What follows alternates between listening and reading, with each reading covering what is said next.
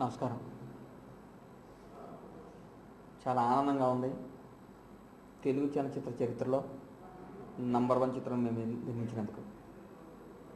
ఈ గబ్బర్ సింగ్ నిర్మించే అవకాశం ఇచ్చిన మా హీరో పవన్ కళ్యాణ్ గారికి, నా మిత్రుడు హరీష్ శంకర్కి, దేవిశ్రీ ప్రసాద్ గారికి, ఎంటైర్ గబ్బర్ సింగ్ టీంకి హృదయపూర్వక ధన్యవాదాలు. పవన్ కళ్యాణ్ లేకపోతే గబ్బర్ సింగ్ లేదు. ఆయన ఒక గొప్ప సంకల్పంతో నన్ను ఒక మంచి పొజిషన్లో కూర్చోబెట్టాలని నా ధ్యేయంతో నాకు ఈ అవకాశం ఇచ్చారు. దానికి హృదయపూర్వక ధన్యవాదాలు. ఇంత విజయం సాధించిన ఈ చిత్రం, దీని నిర్మాత నేనంటేనే చాలా ఉత్సాహంగా ఆనందంగా ఉంటుంది. చెప్పుకోలేని ఆనందం నాకు ఇది.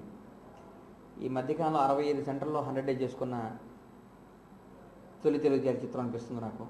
ఈ 1113 థియేటర్లు ఇంత యూజ్ రిలీజ్ తర్వాత కూడా డైరెక్ట్గా 65 సెంటర్స్లో 100 డేస్ చేసుకున్న చిత్రం ఇది.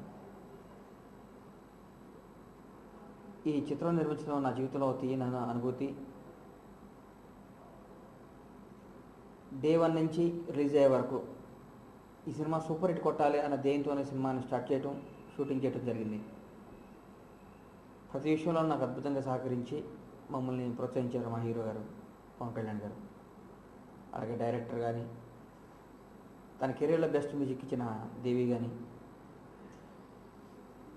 ఈ సినిమా గురించి చెప్పుకుంటూ పోతుంటే ఈ సినిమా అప్పుడే 100 డేస్ అయిపోయింది అనిపిస్తుంది. ఇది 175 డేస్ కూడా దాదాపు ఒక 15-20 సెంటర్లో వచ్చేటట్టు అనిపిస్తుంది. ఈ అవకాశం ఇచ్చిన, ఇంత విజయాన్ని చేకూర్చిన తెలుగు ప్రేక్షకులకి, ముఖ్యంగా మెగా అభిమానులకి నా హృదయపూర్వక ధన్యవాదాలు. రేపు 65 సెంటర్లో 100 డేస్ జరుపుకునే చిత్రం. 65 సెంటర్స్లోనూ పవర్ అభిమానులు పండగ చేసుకుంటున్నాం. ఈ విజయం పవర్ స్టార్ అభిమానులకి ఒక దశాబ్దం తర్వాత నిజమైన సంక్రాంతి, దీపావళి, అన్నీ, రంజాన్, క్రిస్మస్ అన్నీ కలిసి ఒకే రోజు వస్తే ఎట్లా ఉంటుందో రేపు 100 డేస్ రోజు అలా ఉంటుంది. ఒక ఎగ్జిబిటర్గా మాట్లాడుతున్నా. మా షాద్ నగర్లో ఫస్ట్ టైం 100 డేస్ జరుపుకున్న మొదటి చిత్రం ఇది. రేపు మా ఊర్లో కూడా ఎప్పుడైనా పండగ చేసుకోబోతున్నాం. నా జీవితంలో మర్చిపోయిన రోజు రేపు.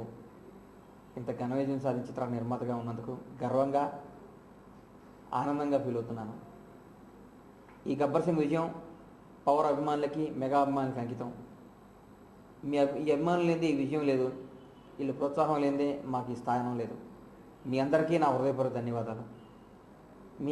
ఈ అభిమానం ఎప్పుడు కోరుకునే మీ బండ్లా గణేష్. Thank you.